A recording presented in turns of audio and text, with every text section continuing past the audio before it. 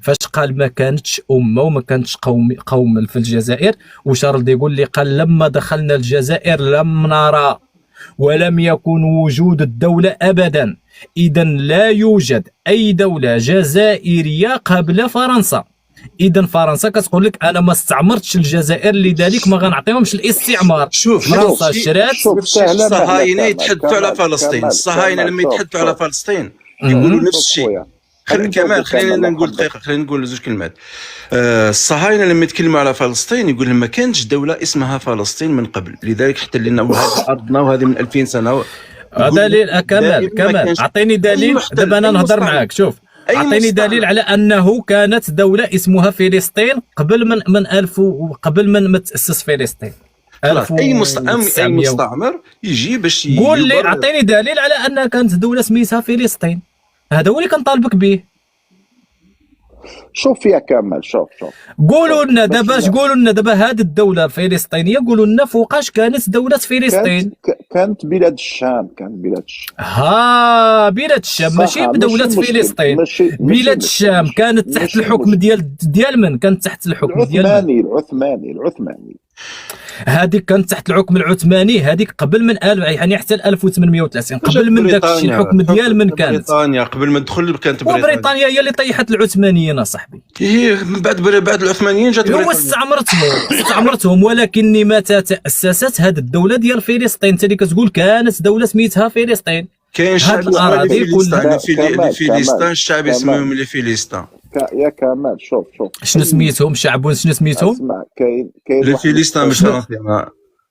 لي فلسطين الخوت بالفرنسيه. لي فلسطين عادي جدا. واخا هذا الشيء كان تاريخيا شعب سميتو لي فلسطين بالفرنسي. لي فلسطين هذوك اللي نجيب لك الفينيقيين. نو ماشي لي فينيسيان، الكنعانيين. نو الكنعانيون هم سكان الاراضي المقدسه تاريخيا. هذا دابا ملي كيقول دابا كمال، فاش كيجي مثلا دابا كمال معاك واحد النقطه برك. شوف يا اخي، كاين واحد المثل باللغه الفرنسيه ونقول لك باللغه العربيه. يقول لك سي كي يكري ليستوار سي بيان لو فانكور. بون بالك نترجمها لك بالعربيه ماشي مشكل. من الذي يكتب التاريخ؟ الأقوياء.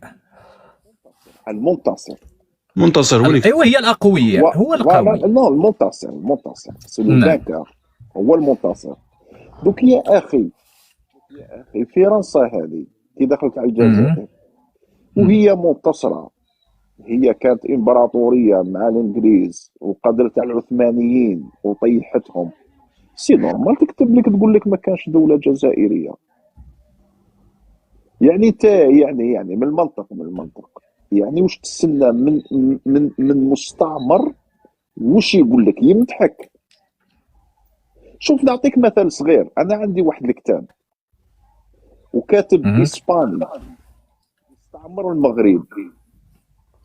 كيفاش والله ما باسكو راني برا الله غالب، سينو كان يكتب على المغاربه قال لك دي كانيبال. فهمت يا اخي؟ قال لك كي دخلنا المغرب، هذا كاتب اسباني كان في الحمله لدخول الاسبان الى المغرب. شوف كاتب في المذكرات تاعو قال لك لقينا هذو المغاربه اللبسه ما عندهمش، سيدي كانيبال. يعني تا بيني وبينك، يعني هذا الكاتب الاسباني تصدقوا ولا تكذبوا؟ وحنا اللبسه ما عندناش، نتوما راه ما كاينينش كاع. زيد كمل. أنا سقسيتك، أنا عطيتك السؤال. الكاتب الإسباني هذا اللي دخل ودار مذكرات وقال لك باللي لقينا شعب، اسمح لي يا أخي، لقينا شعب ذو عروق إفريقية ممزوج مع، أو عندي الكتاب يا أخي، ممزوج يعني سي ان ميلونج مع الأمازيغ. يعني بون سي دي زافريكان افيك لي أمازيغ. قال لك سيدي كانيبال. اش من كانيبال واخا خلو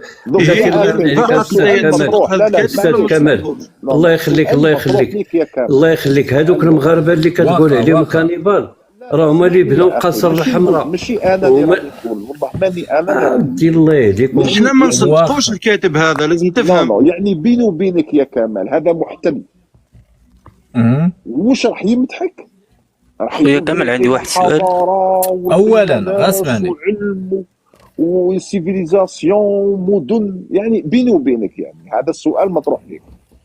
واخا اسمع، اولا باسكو راني خدام اولا غير المايك.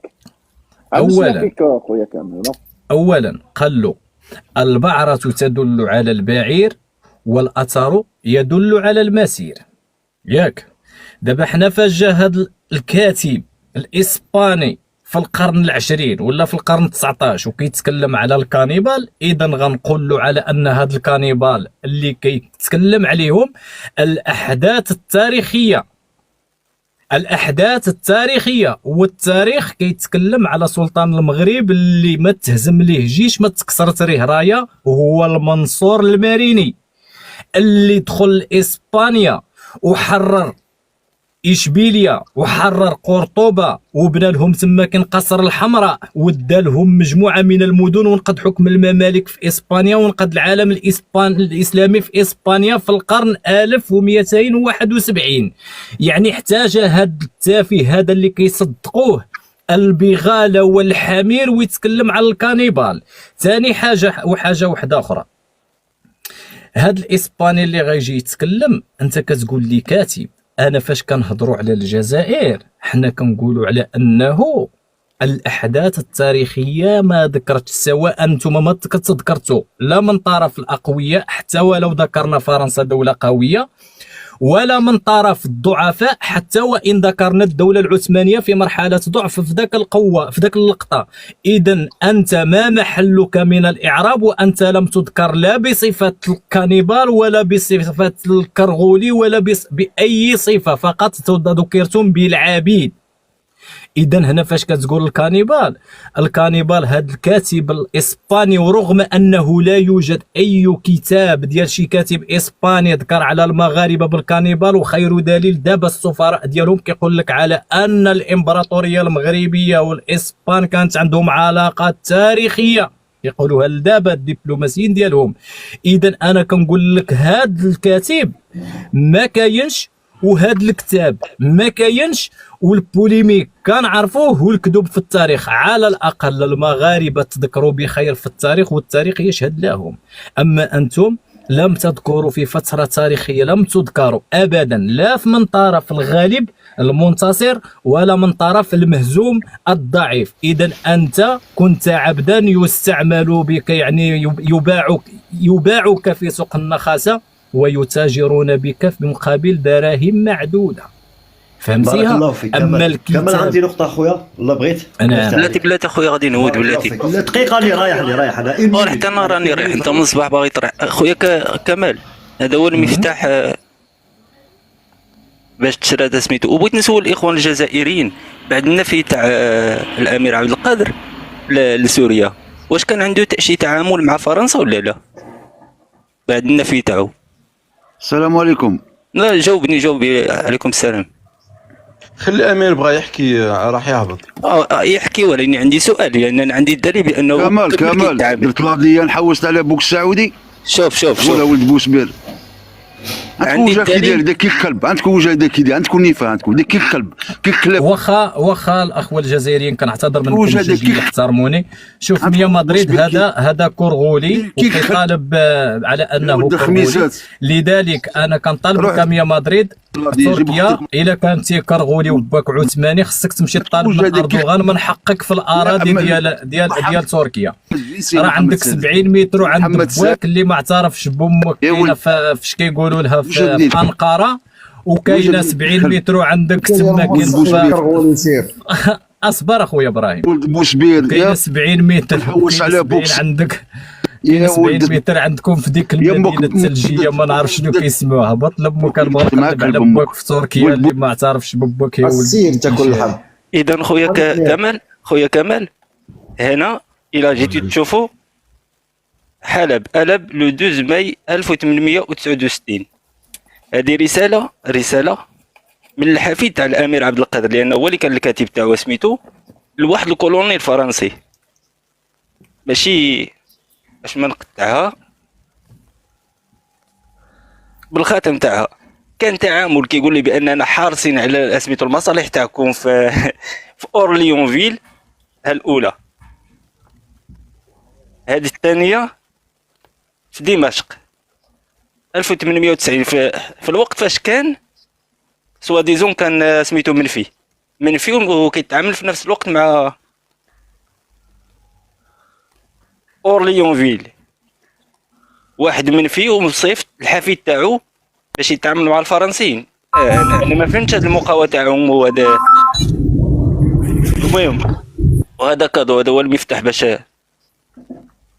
باش تبعت. نكمل أيوة، المداخله إنا تاعي لله. امير خويا، نكمل المداخله تاعي. الله يفتح عليك تفضل امير آمين. دقيقه. تفضل بارك الله آمين. فيك، شكرا بارك الله فيك. شوف راه عندي واحد الحاجه كما يقول لك، راه الضمير تاعي راه يأنب فيا، كما يقول لك ان شاء الله بربي نكون على خطا. تعرف علاه؟ نورمالمون انت كما يقول لك امير، انت خويا راك كما نقولوا راك بيان بلاسي، انت انسان زعما ما شاء الله، انسان واعي متربي ومثقف وكاع، ونحترمك والله. نورمالمون انت غادي تنورني في هذه المساله. شوف هذيك الواقعه اللي صارت في الجزائر في 1975 من الرئيس الوالي بومدين خرج كاع خوتنا المغاربه، خرجهم من البلاد، من الجزائر. هذيك الاخرى شغل انا شغل ندريت، راك فاهمني، باسكو حنا مسلمين وكاع. المهم براف خلينا. بصح من بعد كاين اللي قالوا لي باللي يا ودي صرات هذه عندكم في 73 جزائريين قلعتوا لهم الاراضي تاعهم وخرجهم. اسكو بصح ولا لا؟ هذه بغيت نعرفها. واخا كاينه. وغادي نعطيك مثال على ذلك باش تفهم. الحسن الثاني الله يرحمه 1973 جبهة التحرير الجزائرية فاش كانت يعني خدت الاستقلال الشكلي الجزائر، كانوا عندكم الحركة في الجزائر اللي كانوا كيخونوا الثورة الجزائرية إبان الاحتلال الفرنسي. من بعد ذلك فاش درنا ميثاق الصداقة وحسن الجوار اللي موثق بين الهواري وبومدين والمختار والداد موريتانيا وبين الرئيس الحسن الثاني رحمة الله عليه، عن طريق هاد الاتفاقية كانوا ديك الحركة هربانين وداخلين عندنا في المغرب، والوثيقة ما عندناش حنا في المغرب، فإذا به الهواري بومدين عطى الوثيقة دولة الحركة اللي كاينين عندنا في المغرب، يعني خرجت الجزائر الوثيقة دولة الحركة. الحسن الثاني الله يرحمه فاش طالع على الوثيقه لقى على ان الحركه الجزائريه اللي كنا عاطينكم ابان المقاومه الجزائريه الاراضي في مدينه وجده يعني، ودرناها لكم كدرع لحمايه الثوره ديالكم والمجاهدين، لقى على ان هاد الناس اللي دخلوا لتما وخداو الاراضي، ما خديناش الاملاك البيوت والسكن، وانما داو الاراضي وداروا في الاسماء ديالهم الهكتارات ديال الاراضي. لذلك ولات الاراضي المغربيه في يد الاسبان. كانوا اسبانيا عندنا دين اراضي ومدخلينها في الاسماء ديالهم، كانوا فرنسيين وعندهم اراضي في الاملاك ديالهم، وكانوا الحركه العملاء ديال فرنسا في مدينه وجده اللي هما دين الاراضي بالهكتارات. لذلك الحسن الثاني خرج مرسوم بتأمين الأراضي الفلاحية المسجلة بأسماء أولاد الحركة والمسجلة بأسماء الفرنسيين.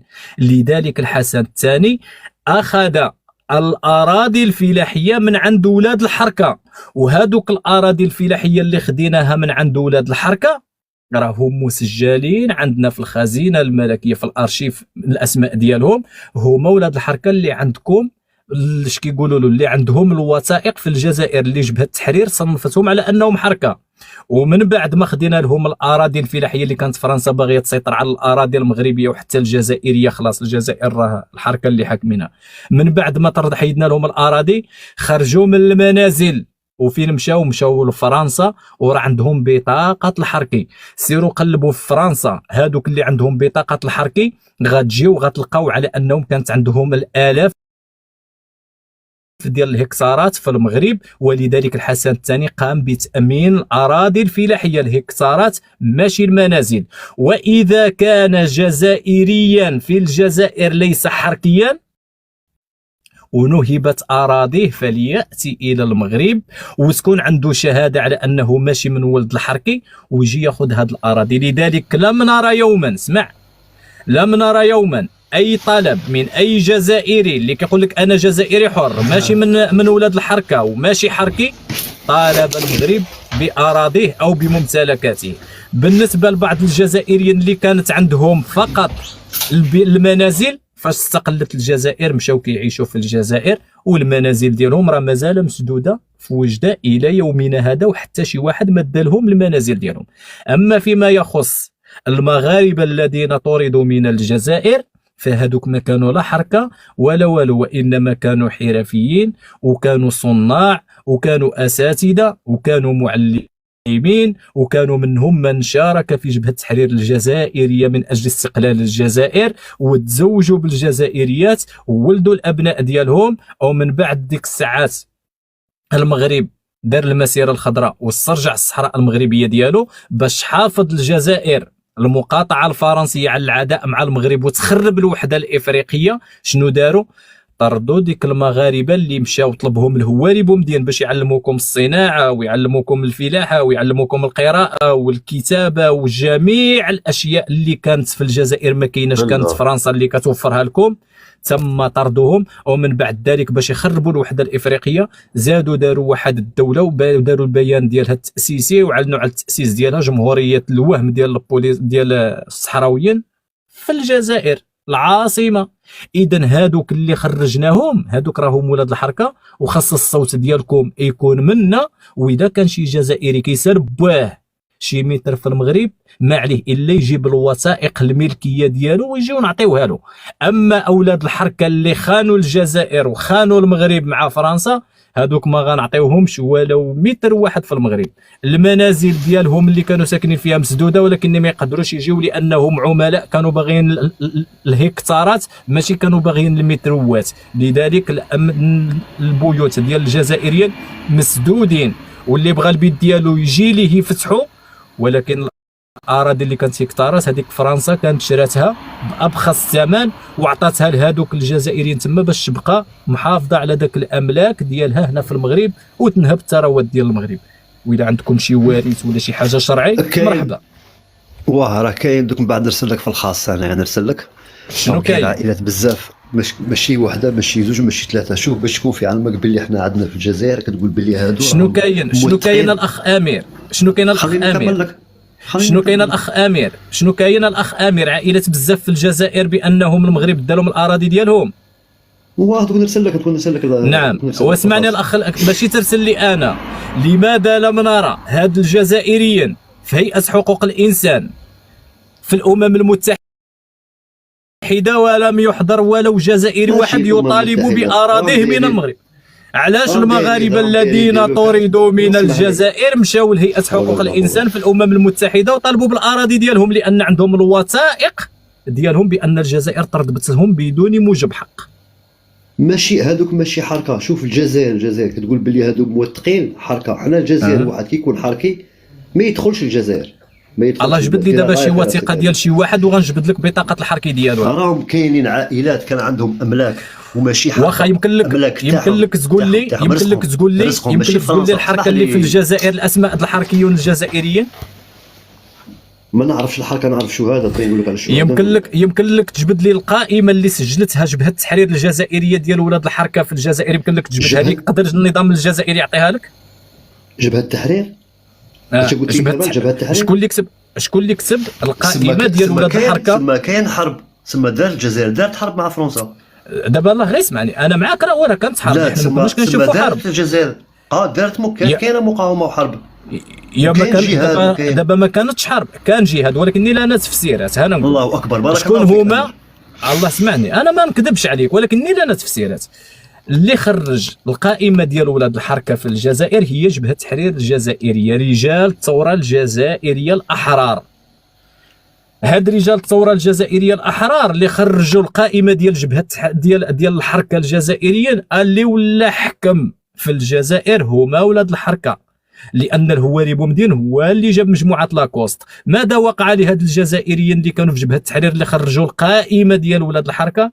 تم اغتيالهم وقتلهم، من بينهم بوضياف، من بينهم عبان رمضان، من بينهم كريم بالقاسم، من بينهم مجموعه ديال رموز الثوره الجزائريه تم تصفيتها من طرف النظام الجزائري اللي هو مكون من الحركه واولاد الحركه. وخير دليل النظام الجزائري ما يقدرش يجبد لك القائمه اسماء اولاد الحركه، لان احمد عطاف وزير الخارجيه الجزائري ابوه تم الاعدام ديالو من طرف جبهه التحرير الجزائريه بتهمه الخيانه ديال الثوره الجزائريه. اذا هنا غادي تبان لكم على ان الجزائر كيحكموها الحركه ديال فرنسا. انا في فرنسا وراني نشوف الحركه هنا، الحركه هنا ما عندهمش الحق يدخلوا البلاد. اسمح لي ولكني دابا انا فاش كنقول لك احمد عطاف، تعرف الاب ديال احمد عطاف شكون هو؟ لا ما نعرفش. هكاك اللقب ديال بوين احمد عطاف ابان الثوره الجزائريه، تعرف اللقب ديالو شنو هو ولا ما تعرفوش؟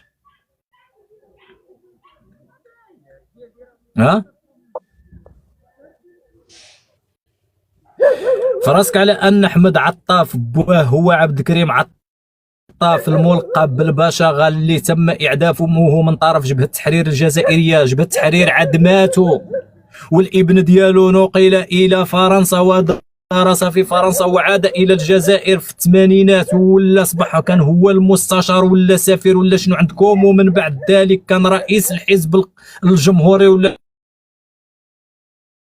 الجزائري، ومن بعد ذلك دخل ولا لكم هو وزير الخارجيه في 2024. واش كتعرف على انه مولد الحركه خالد نزار اللي قتل الجزائريين في العشريه السوداء ابوه هو اللي كان قائد الجيش الفرنسي في المعركه ديال الريف مع الريفيين المغاربه وكان كيقود الجيش الفرنسي؟ واش كتعرف على انه هذا خالد نزار تمت يعني قرا في فرنسا وتكون في فرنسا وتدرب في فرنسا وجا عندكم الجزائر مكون ناضي وبدا كيقتل في الجزائريين 250,000؟ ألستم أنتم أبناء المجاهدين؟ ألستم أنتم أبناء الشهداء؟ ألستم أنتم أبناء الأحرار الذين قاتلوا من أجل بلادهم حتى يتم تصفية 350,000 واحد فيكم في العشرية السوداء؟ وما زال إلى الآن القتل الممنهج والتعذيب والاعتقالات والطرد التعسفي والهروب المكير وما الى ذلك والحرائق ومجموعه من الاشياء الى يومنا هذا كتطبق في هاد اولاد اللي هما الاجداد ديالهم كانوا شهداء وكانوا هما الناس اللي كانوا يقاوموا على الجزائر. اما فيما يخص جبهه التحرير الجزائريه غنقول لك ان مؤتمر الصومام اللي غادي يديروا الاتفاق مع الجزائريين باش يقاوموا فرنسا كان فيه 24 قيادي، 20 من القبائليين و4 كانوا من الجزائر. هاد ال20 ديال القبائليين كلهم تم التصفيه ديالهم، ما بقى ولا واحد. ومن بعد ذلك دخلتوا والجزائر هاد الجزائر خدات الاراضي ديال بلاد القبائل وقالوا على ان القبائل جزء لا يتجزا من الجزائر، وان القبائل الجزائريه بذريعه ان بن بله هو من انهى الاحتلال الفرنسي. واين هم؟ القبائل اللي حد الان هما حاكمين الجزائر. اللي حاكم الجزائر هو تبون. وتبون ما قبائليه، وتروح تشوف كاع اللي هدرت عليهم الوزراء كاع اصلهم قبائل ولا شاويه ولا سطيف ثاني امازيغ. ولكن دابا انا شفت لكن انا دابا جوكر شفت الرئيس فرحات مهني منين اعلن على استقلال القبائل من امريكا. الشعب القبائلي 12 مليون كلها فرحت. شفت على ان القبائليين لم يصوتوا على الرئيس تبون ولو تكون موج قبائليه. شفت على ان القبائليين لم يقوموا بالتصويت على الدستور الجزائري. القبائليون لا يريدون، كيقول لك بغيناها مدنيه ماشي عسكريه، اما الشعب الجزائري كيقول لك عسكريه ماشي مدنيه. ايوا فين الفرق كبير الاخ الكريم. انا كنت في تيزي وزو بجايه وسكيكدا وفي حياتي ما سمعتش قبايلي باغي الجزائر باغي القبائل تاع فرحات مهني. شفت غير دابا في الجزائر، في قلب الجزائر كاينين فيديوهات على ان القبائل كيحتفلوا بالاعلان ديال استقلال جمهوريه القبائل في قلب الجزائر في بلاد القبائل. من داك حنا عسكر وحاكمين العسكر على ما قتلهمش، علاه مازالهم من شفتوا الفيديو علاه هما ما شافوهمش العساكر. كيفاش من يقتلون العسكر علاش ما شافوهمش؟ تقولوا حنايا فهمنا علاش عبد الكريم الخطابي ما رجعش للمروك بعد ما استقلت وبقى في مصر حتى مات. حيت امك كانت في مصر وكان داير معها علاقه غير شرعيه، ما سخاش بها يسمح فيها ويجي هو للمغرب وتبقى هي في مصر، لذلك بقى معاها تماكين، كانت عاشقه ديالو. جداتك وقيله. كمل لي الجوكر. قلت لك حنا بحكم انكم تقولوا علينا حنا بلاد الجنرالات وحكمنا العسكر، انت شفت الفيديو والعسكر ما شافوش الفيديو باش يروحوا يقتلوهم؟ ما يمكنش يقتلوهم دابا، لان المغرب هو رئيس لجنه حقوق الانسان، هيئه حقوق الانسان اللي صوتت عليه القاره الافريقيه 10 ديال الدول من اصل 13 دوله عضو اللي هي عضو من في التصويت، لان المغرب غادي يطالب بحقوق الانسان والقتل اللي غادي يتم في هذه منطقه القبائل، وحتى ان المنظمات الحقوقيه غادي يساندوا رئيس جمهوريه القبائل فرحات مهني، وغادي يبان على ان النظام الجزائري كيقتل الجزائريين، وغيعرفوا على ان النظام الجزائري فعلا يستغل منظمه مكافحه الارهاب من اجل قتل الابرياء، لان الشعب القبائلي مجرد ما ينضم لهذه الحركه السياسيه فيعتبر ارهابيا في نظر التبون، وبهذا غادي يستغل منظمه مكافحه الارهاب وغادي يجيو يعدموا تبون في قلب بجايه. فهمتي يا خويا كمال، واش عندك شي علم، على الرد تاع الجزائر القوى الضريبه على هاد الناس اللي علنوا على المسندات على الماك بحال امريكا وقطر والسعوديه؟ واش كاين شي رد من الجزائر ولا والو؟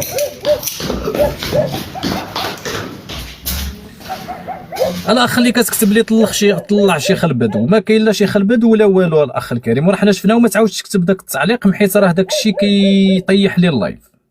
راه ما كاين لا شيخ البدو ولا والو. منين نجيب انا شيخ البدو؟ نخرج له انايا للعروبيه نجيب انا الشيخ ولا نمشي للجامع؟ راه ما كاينش. كان كاين غنطلعوا شيخ البدو، ما كاينش شيخ البدو الاخ. فين هو هاد شيخ البدو؟ انا راه ما كنشوف. ودابا هاد شيخ البدو ما دايرش شادوموند كيتسناني نطلعو، انا ما غنطلعوش الاخ. علاش غنطلعو؟ مشي يشوف شي لايف واحد اخر. باغي يطلع راه غيدير طالب، ما باغيش يطلع ما دايرش طالب. انا واش كنقلب عليه هنايا في القائمه راني كنشوف ما كنجاوبكش. اللي كيبغي يطلع كيدير دوموند، ها هو دار دوموند غنطلعو. سي كمال، السلام عليكم. وعليكم السلام ورحمه الله. تحياتي خويا كمال، تحياتي ليك والاخوان الكرام. تحياتي ليك. وهو شيخ البدو هو دار طلب، احنا طلعنا. نتوما كتبقاو تكتبوا بزاف، راه كنشوف تعليق كل واحد كنشوفوا الخوت. راه ماشي بزعما ما نطلعش، راني كنعرف شيخ البدو وكنعرفوا كلش، كنطلعوا غير فاش كيكون النقاش مفتوح باش ما نزيدوش ندخلوا. ما كنطلعش بعض الناس اللي غير ربما ما عارفوهمش، اما ملي كيجي شي واحد كنعرفو كنطلعوه هو الاول. مني ما كنكونوش النقاش كنطلع من طرف، باش لا طلع غيسب ولا يدير البلطاجيه كنخليه تما كنهبطو. تفضل امير ولا الجوكر. وشيخ البدو هو معكم حتى هو يزيد يعطيكم شي شويه د الحقائق، وهو طلع معنا امازيغ. الريزو فوق. السلام عليكم كمال. عليكم السلام امازيغ. كيفك لاباس؟ الله يحفظك امازيغ، تحياتي ليك خويا. واخا الجوكر ولا امير؟ واخا نعطيوك الكلمه منين هذا. يلا رد بالك مع الطريق. خلي حتى نوصلوا نهضر. واخا يلا انا نقطع لك الصوت ومنين توصل قولها لي نعطيك الكلمه. يلا الله يوصلك على خير خويا امازيغ. الجوكر ولا امير؟ خويا جوكر. راك تسمعني؟ نعم تسمعني؟ نعم. واش قول لي امير شاه. ها وحدك شيخ البدو خذ الكلمات ناقش مع الاخ امير والاخ جوكر. هادو راه جزائريين محترمين ما يحتاجوش يعني لشي كلام اللي يقصحهم ولا هذا. لذلك حتى نعم. ميت انا راه عارفك شيخ البدو، انت راه الدرون انت بلاتي. السلام عليكم ورحمه الله. وعليكم السلام. لا صراحه انا والله غير كنت كندور على اللايفات وكنتفرج وصافي، وكنشوف هذه الكميه صراحه، هذه الكميه اللي اعجز عن وصفها. هذه العقليه صراحه انا كنقلب راسي وما بقيت فاهم والو صراحه. اولا الاخوه الجزائريين من العيب والعار أنكم تفشلون في الرياضة من حيث فشلتم في السياسة. راه مشكلة كبيرة هذه، مشكلة كبيرة وقعت. أنا صراحة ما عنديش مع الكرة، كان عندي معها ولكن صار ما بقاش عندي معها لأنها ولات مميعة، الرياضة ولات مميعة. ولكن شفت اليوم الاستقبال ديال الفريق الجزائري في وجدة، والله اللي بقى فيه الحال صراحة، بقيت فيا، أصبحت أشفق عليكم صراحة، لأنه تأكد لي على أن المغاربة تربية ملوك، وتأكد لي أن حتى الثغرة اللي كنتوا كتبغوا تدخلوا منها، نحن نحب الشعب المغربي ولكن نختلف مع النظام المغربي، تأكدتم اليوم على أنها مسدودة بالبيطون. ولكن الشعب أصدق دير ميوت. دابا أنا راه خليه جوكر، خليه يعبر، خليه خويا، خليه عبر أنت. أمال أنا راه ناشط أنا مع راسي، أنت هو اللي خاصك تعبر. ناشط أنا وضاحك. تتكلم على استقبال انا دابا راه غير انا دابا غادي نطبق داك الشيء اللي قال كمال، لاني في اللايف ديالو ما غاديش نقصح، غاديش نقصح. دابا مشكلتكم الجزائريين خريطه يا عباد الله، خريطه دارت لكم الروبله. اذا دابا اسمعوا المتابع، راه كاين 600 ديال البشر. اذا واش كمال كاع الخريطه وما فهمتش وحتى الخريطه كاع ما كتشوف فيك. شوف خلي هو يكمل الكلام ديالو الاخ الجوكر، وديك الساعات لك حق التعقيب باش ما ندخلوش. شفت هذيك الخريطه ديال المملكه المغربيه وما كتشوف فيك كاع، و40 مليون ديال الشعب المغربي ما كيشوفوش فيك، لانك انت طالع اللايف مغربي ماشي جيناك في لايف جزائري. اذا هنا ما غاديش نمارسوا عليك الديكتاتوريه اللي كتعرف، غادي نرطب معك انا على وجه كمال. خريطه دارت فيكم الرعب. اذا دابا اللي بغى الدقه في صاحبه يكون ماشي للجزائر، الا سقلوا شي حاجه فيها الخريطه المغربيه من المطار للحراش، ولا التهمه 5 سنين جنائيه بحال اللي كنقولوا حنا يصبح عند الوكيل. هذه هي مشكلتكم دابا، هذه هي المشكله. ما تناقشوش معنا الكره، لانك غادي تبدا دابا اصبحتم تركبون على تقيه الكره. ضيفوا تقيه الكره على تقيه التخوين وعلى تقيه التطبيع، زيدوها حتى هي، حنا قابلين كل شيء، ولكن صراحه ما عندكم حتى حجه. ذنب عذر اقبح من ذنب. اي واحد غادي يجي يتحجج لنا هنا راه ما مقبولش، لان الفضيحه لبس، كيف كنقولوا حنا في الصحراء، الفضيحه لبستكم، ولات لباس. للاسف الفضيحه ولات لباس. ناقشوا اموركم، ناقشوا مسائلكم، ناقشوا مشاكلكم، ناقشوا كذا كذا كذا. انا نتحدى هاد الاخوين في واحد السؤال بسيط للاخ امير، نتحداهم يعطوني عدد الجنرالات في الجزائر. هذا السؤال نتحداهم يعطوني عدد الجنرالات في الجيش الشعبي الوطني الجزائري اللي كيفتخروا علينا به، نتحداهم دابا يعطوني رقم. انا درت ميوت. غادي نجاوبها امير. ما عندكش صوت امير؟ ما جاوبوا لك الكلمه سي بون.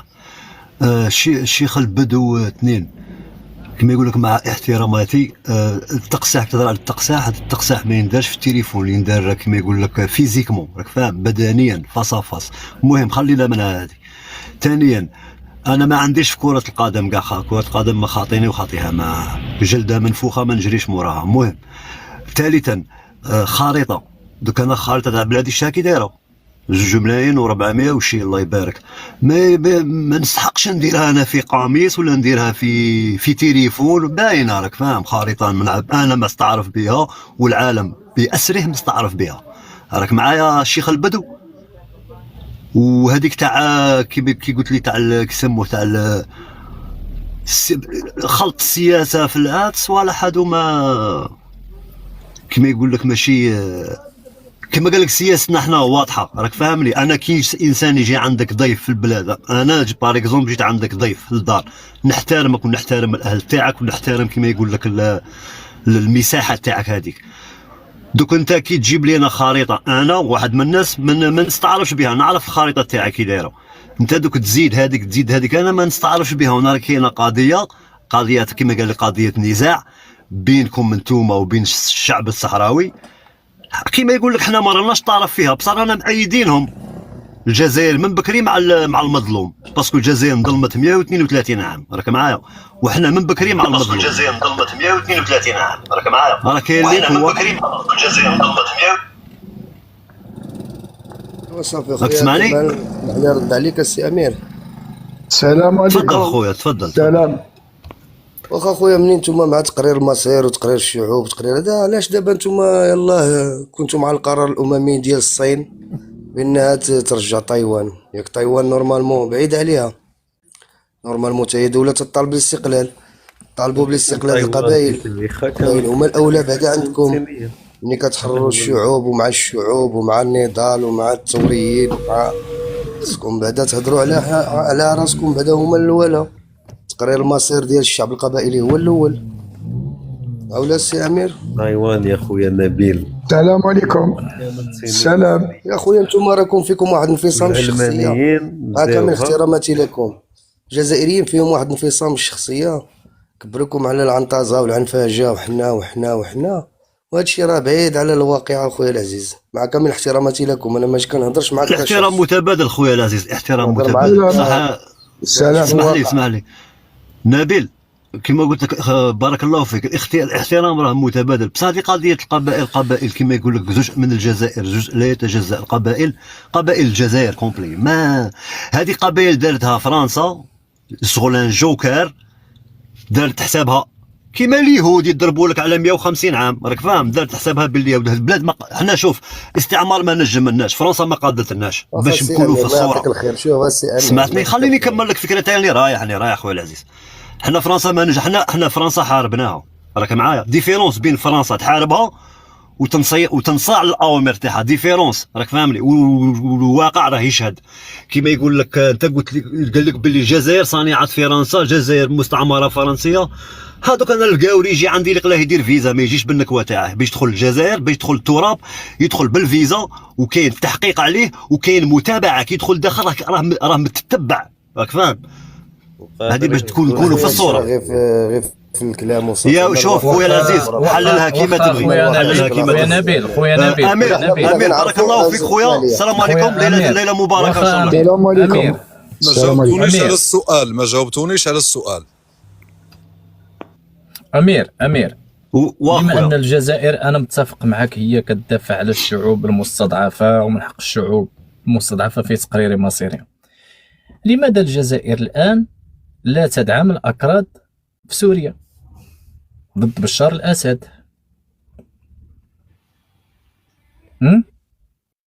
شوف كاين الاكراد، كاين الويغور، كاين انت في ميزك، انت كونك واقعي. دابا حنا ما نمشيوش للويغور، نمشيو حنايا غير الاكراد ديال سوريا، بلا ما نمشي لك الاكراد ديال العراق، بلا ما نمشي لك اليمن، بلا ما نمشي لك، نمشيو حنايا غير الاكراد ديال سوريا سيدي. هما اللي دابا حاليا عليهم القصف ديال بشار الاسد، وهو شعب مستضعف وكيقتلوه وعندهم عالم ديالهم ونشيد ديالهم وقائمه شعبيه كبيره. علاش الجزائر ما طالبش بتقرير المصير ديال الشعب ديال الاكراد ودعمهم؟ شوف حنا نبدو بجوارنا، راك فاهم، نبدو كما قال لك بالمحيط تاعنا، نقوا المحيط تاعنا ياك، وان شاء الله بربي ان شاء الله بربي ربي يوفقنا يا ونديروا السلام في العالم ان شاء الله. كانت مغربيه ان شاء الله. نبداو بالاقليم ديالنا. لماذا الجزائر لا تمتثل للدستور ديالها 32 مقرر؟ غير صبر يا خويا، هذا اللي ما فهمتوش. احنا لا ندعم الانفصال، ندعم حرية الاستقلال. تدعم الاستقلال. نعم، واخا انا نتفق معك. دابا بما ان الجزائر كتدعم، بما ان الجزائر، ولكن عمرها ما كانت اسرائيليه. واخا بما ان الجزائر قلتي كتدعم حرية الاستقلال، كتدعم الاستقلال.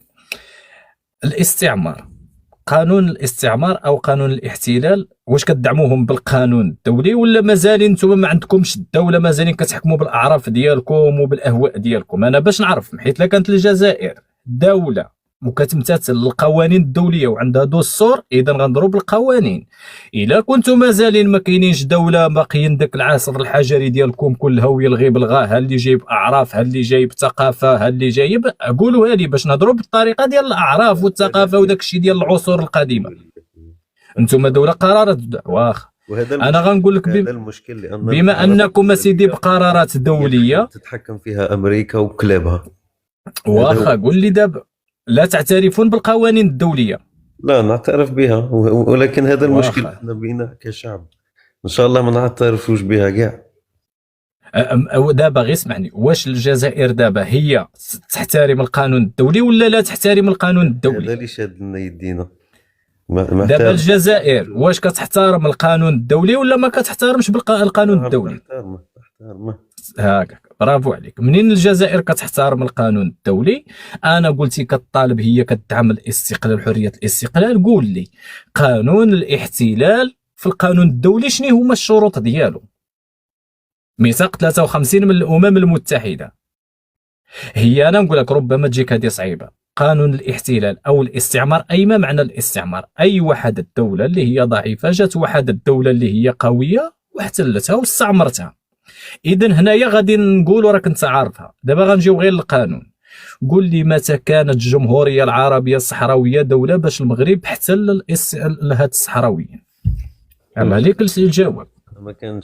ما كانتش دوله اسمها الجزائر، كانت امبراطوريات ودول. ماشي الجزائر، انا ما كنضركش على الجزائر، حنا كنهضروا على الشعوب المستضعفه. مالك اخ الجوكر، واش ما كتفهمش؟ نعطيك مثل وكيف احنا خدينا الاستقلال تاعنا وحنا ما كناش دوله الجزائر.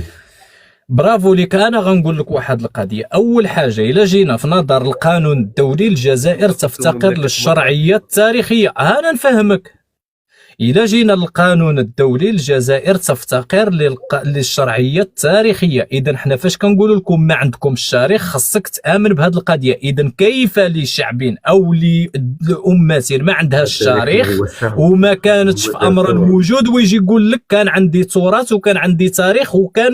إذا أنت بلسان عظمك الآن تعترف أنه لا تاريخ لك، لا لا. ها؟ الدولة الجزائرية حديثة والشعب هو التاريخ وهو اللي حرر الجزائر. واخا برافو لك. احنا نقولوا واخا برافو لك. يغوصي لو بوبل.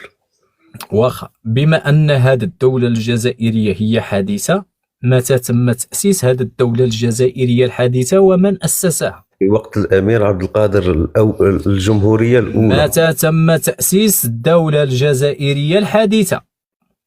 1800 ما نكذبش عليك نسيتها. و45. لا 1800 في الثمانينات، 1880 ولا 70. فين كان الامير عبد القادر في 1880؟ لا فاش عطاه جورج واشنطن. والله نسيتها. اصبروا الخوت بلاتي باش ما ندخلوش الكلام، خليو بخشي البدو تا هو كيطرح اسئله اللي هي مزيانه في صالحنا، باش نبقاو نقوا عليهم ولا جورج واشنطن. خلي الكلام هذاك هي الكلام ديال تبون الكذوب، ما عندنا لاش نناقشوه هنا.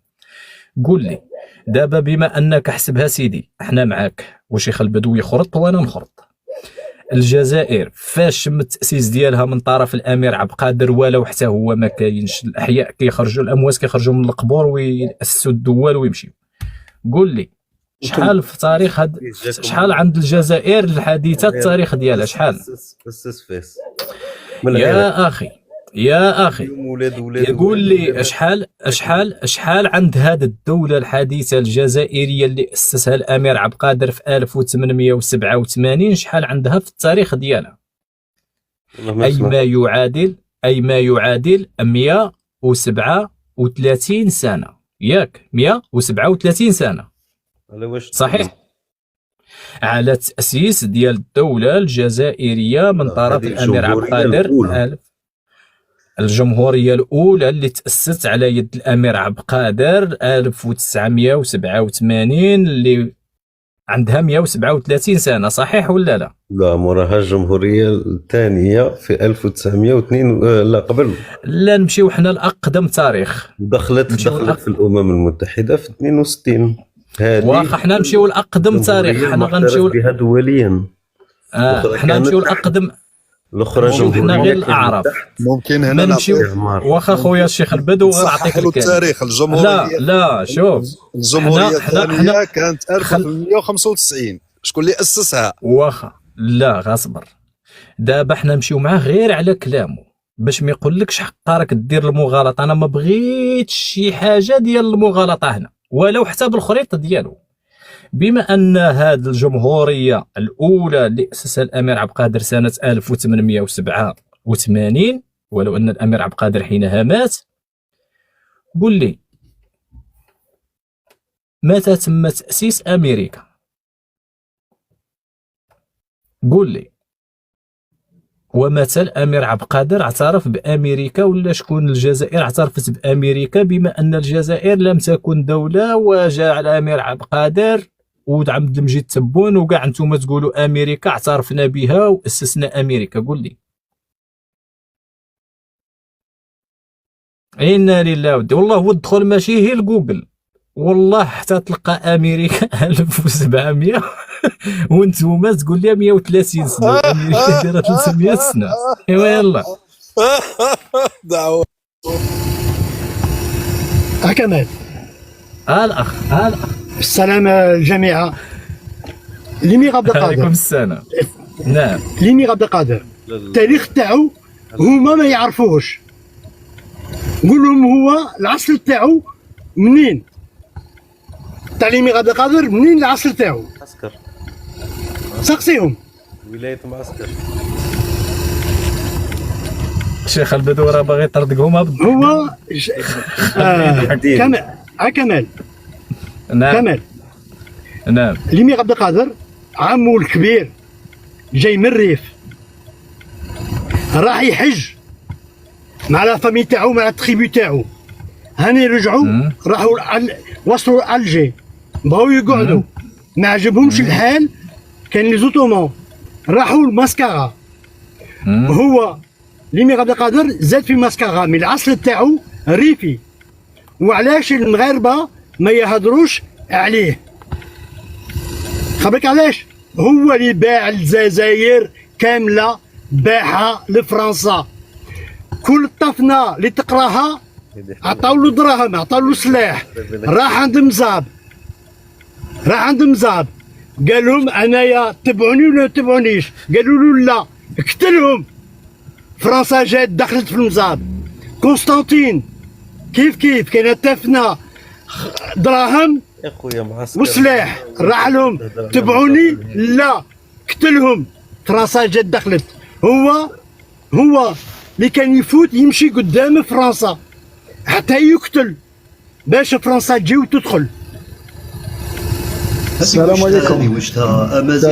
هادو شوفوا راك غير كمال على بالك. كمال التاريخ تاعو مخدوم صح. وين تازت الامير عبد القادر؟ دولة خدمة. شوف مليح وين جابوه الامير عبد القادر؟ وين جابوه باش يدفنوا في الجزائر؟ وين تازت الامير عبد القادر؟ اعطيني وين تازت الامير عبد القادر؟ وين تازت؟ اعطيني تاريخ الميلاد تاعه. من تعرف الامير عبد القادر تاعه؟ اعطيني تاريخ الميلاد. هو زايد من جهه مسكره. اعطيني تاريخ الميلاد. مسكره وين كان في معسكر قول له معسكر. وين بلاصه؟ معسكر نو ماشي في معسكر. وين بلاصه؟ اعطيني بلاصه. ما عنديش البلاصه تاعو وين زاد فيها. اعطيني وين زايد الامير عبد القادر. ما عنديش العام تاعو اللي زاد فيه. ما تعرفش العام تاعه وما تعرفش بلاصه اللي زاد فيه. تعرف غير كان يقتل. امير بارك الله فيك خويا. الله تاعك شيق كي يطلعوا فيه السفهاء وكاع انا ما نجمش نقعد هنا. هيا السلام عليكم. الله يعاونكم. يا امير تعطينا. السلام عليكم. الحق ما تبغوش الحق. اعطونا كلمه. هذه تفضل. نجاوب الاخ هذا كي قال لك الامير عبد القادر مغربي هو جزائري. واحمد بن بله واش جزائري ولا مغربي؟ احمد بن بله هو جزائري.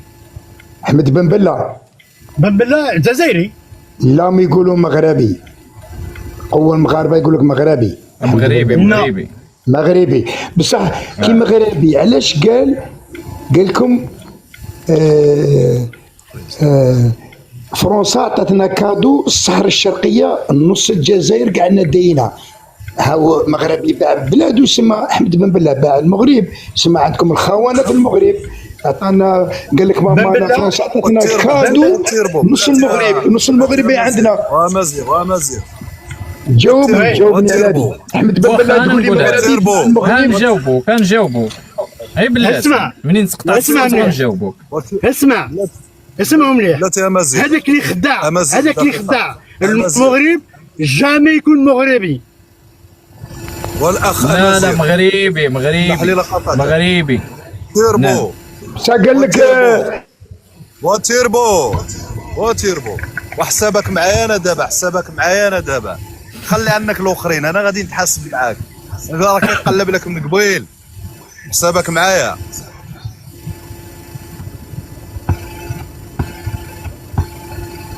تفضل شيخ البدو ولا نجاوبو؟ هذا الاخ تيربو كان قبيله انا كنت نتبع اللايف ديال الياس والملكه من برا، وهو اللي قال هرب فين مشى طاح طلعوها صاحبي. ايوا هو هبط بوحدو. لا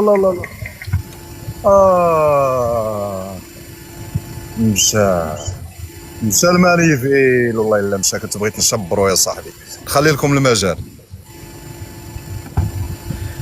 جبت جديد جبت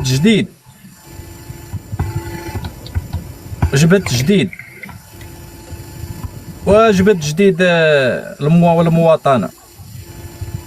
السلام عليكم. وعليكم السلام. واش هو الموضوع؟ الموضوع هو الجزائر والرئيس عمي تبون الله يرحمه. مالو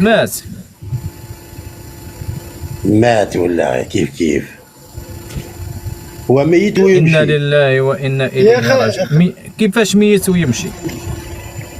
دار العجزة في الجزائر. دار العجزة. كيفاش دار العجزة؟ شت انت شاب جزائري وزير؟ لا ما كانش مسؤول جزائري شاب، لا عندك 90 والفوق. انا شفت انا الجزائر ديك السلطه الجزائريه وداك الوزراء الجزائر الاخذوا خوني. عندكم وزير الرياضه معوق، عندكم وزير الثقافه خرج من الخامس، عندكم رئيس الدوله مختل ذهنيا معاق ذهنيا، عندكم قائد اركان الجيش ما كيشوفش مزيان وعنده الزهايمر في راسو. هذاك لازم يلعب في الرسوم المتحركه. اركان الحاجات مليح الرسوم المتحركه. كاين واحد اسمه دروبي في الثمانينات وقيل التسعينات وقيل دروبي رسوم متحركه. واحد كلب هكذا سمين كيما يشبه شنقريحه والله تقول شيء خوه. لازم يلعب في رسوم متحركه شنقريحه. الحريه عندنا يعاير شنقريحه وتبون وكل شيء وعايش تما نورمال. هذه ماشي حريه. هذه ماشي حريه. عاير لا عندنا حريه ولكن ما فهمتوش النظام الجزائري. النظام الجزائري غني كيما تحب. انا ندي اموال بترول. غني كيما تحب انت حر قول لهم هما ولكن اموال البترول ما تدخلك فيه. فهمت؟ لا دابا انا متفق معك الجوكر. دابا نتايا الجزائريين قلتي الحريه كيعايروا تبون وشنقريحه. لا نعايروا المغرب نورمال تعايروا. ولكن واش تقدر تعاير الاب ديالك او الام ديالك او شي شخص احسن اليك؟ عمي تبون لا واش تقدر تعاير شي شخص احسن اليك؟ لا انتم بسيف عليكم تعايروه لان عمي تبون جاب لكم المجرمين اللي قتلوا اجدادكم، جابهم. انا ما نعايروش. يضحكني ما نعايروش. كيما نشوف تبون ما نضحكش، نولي تريست، نولي حزين. هي الحمد لله تضحك. المهم يضحكوني ويهضروا على السياده، يهضروا على البلد، على التقدم. الجزائر خاويه. اموال بترول تروح للجياب وارقام في البنوك هكا في اسبانيا، في ايطاليا، في فرنسا، في لي ريبوبليك بانانيير هادوك. هذه هي الجزائر. وين دوار انت عايش فيه؟ ها؟ وين دوار عايش؟ علاش؟ تقول لي بعث خاوي. لي الدي ار اس ديالك. انا طلعت لفرنسا 2016 ورجعت 2023 خلعت. راك في الجزائر. بلادي يا حليلي يا حليلي، أكثر من تطور. انت اجهل من الجاهل كما وليت الجاهل. يعني انت اجهل من الجاهل. يا قلت خويا؟ يعني كي وليت الجزائر يعني انت اجهل من الجاهل. لا بالعكس، انا واش قريت العكس؟ ديت لي ديبلوم تاوعي وجيت نانفيستي عندي في بلادي. تنفيستي وين راك انت؟ تبين من الشرق. انا في وهران. لا ولكن لاكسون ديالك تاع الشرق. لا والله لا وهراني. سمعت هذاك مول اللي شرا فندق الهضاب في الصيف. لا خاطيني الشرق انا. اللي نقد الاقتصاد الجزائري، قال لك لي زون اندستريال هي مخازن للاسلحه للاكل والسميد والغازوز. هاو داوه الحبس البارح، ونحاولوا الفندق تاع الهضاب وداو 100 مليار.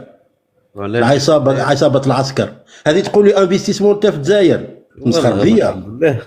انا الحمد لله راني في 23 عام 23 عام في عمري. 23 عام رحت للخارج ديت لي ديبلوم وليت الجزائر باش تنفيستي. تمسخر بيا نتايا والله. لا باش تخرج من الجامعه لازم لك حتى 24 25 سنه. واش من الدبلوم نتاعي؟ دبلوم ترافيكي بي تي اس في الايموبيليي.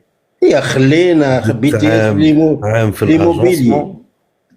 ودروك راني داخل راني عاد كي دخلت في اوت. انت عندك شهاده، انت مزور، شهاده مزور 23 سنه وليت من اوروبا تستثمر في الجزائر. تمسخر بيا يا خويا. اوروبا ما كملت، ما فيهاش تزيد. انا عندي 30 سنه في اوروبا، انت تقول لي يا بركه ما تخرج. الله جبهه التحرير التجديد. الاخ جبهه لا انا مش جبهه التخريب. ما تعيطيش يا شيخ البدو. معك شويه الله يجازيك. روح. جبهه التجديد. لا جبهه التجديد قلت لك لا بغيت نتفاعل معاك. انا كنت طرحت واحد السؤال قبل على هذا الاخ جوكر، وواحد الاخ كان معاه قلت له جوكر يكذب مازال نعس في الكلام. كم عدد الجنرالات في الجزائر؟ ماشي غادي تبدل لي حياتي انا نكذب عليك ولا الجنرالات عندنا واحد 120 الان، واحد 120 هكاك معروفين. اللي ماشي معروفين ما على بالناش، بالك 1000. ويلي بزاف اخياشي. الجزائر كاع جنرالات ما يديروش حرب باش يولي جنرال في الجزائر. الجزائر تعرف نيبوتيزم، المحسوبيه بالمحسوبيه يولي جنرال في الجزائر، تولي مدير، تولي وزير. الصين الشعبيه وما عندها هذا الرقم. ما عندهاش. انت شاطاوك. لا ما تشخصن الامور جوكر، ما تشخصنش الامور. لا انا طرحت عليك السؤال من قبل، ما عطيتنيش الجواب. الله يجازيك. انت كطرح الاسئله للاخ، اسمح لي، كطرح الاسئله للاخ كمال كيجاوبك بمعطيات تاريخيه، معطيات قانونيه، بكل اريحيه وبكل براغماتيه. ما كاينش عاطفه في السياسه. احنا في النقاش 120 معروفين، 120 جنرال معروفين. واحد السكر، واحد الزيت، واحد الورق، واحد الزبل، واحد واحد صبابط، واحد سراول، واحد سليبات، واحد يتحكم في البيها، في لي سوتيان كاش تاع النساء. استر ما عطى الله. لا حقيقه. جنرال تاع الرمل، جنرال تاع السيمان، جنرال تاع الحديد، جنرال تاع تزوير الوثائق. كل شيء كاين. يا الله الجيري بلوغيا، الجيري منوره الحمد لله، منوره بالجنرالات. انت باينه شابع من وزاره المجاهدين وجاي تهضر في الناس. انا لو كان عندي المسؤوليه، انا وزاره المجاهدين نحيتها من 1962. وانا ثاني راني داكور معك. انا مازال احفاد الشهداء ياخذون المنحه، ياخذون السكن، ياخذون هم الاول في العمل. يعني كانوا مرتزقه ولا كيفاه باش تخلصوا فيهم؟ تخلص المرتزق. انا راني معاك في هذه، انا راني إيه ما تقوليش انت 23 سنه زد عودت من الغربه ومعك شهاده تفيزي في الجزائر، قلنا اسمح لنا كذبت عليكم. ديت باك في الاركيتكتور وزدت فوقها عامين. L'architecture, arrête tes conneries. والله je te jure j'ai eu C'est qui Lavoisier dans le 19e arrondissement. احكي لي شويه على لافوازيي، احكي لي شويه على لافوازيي.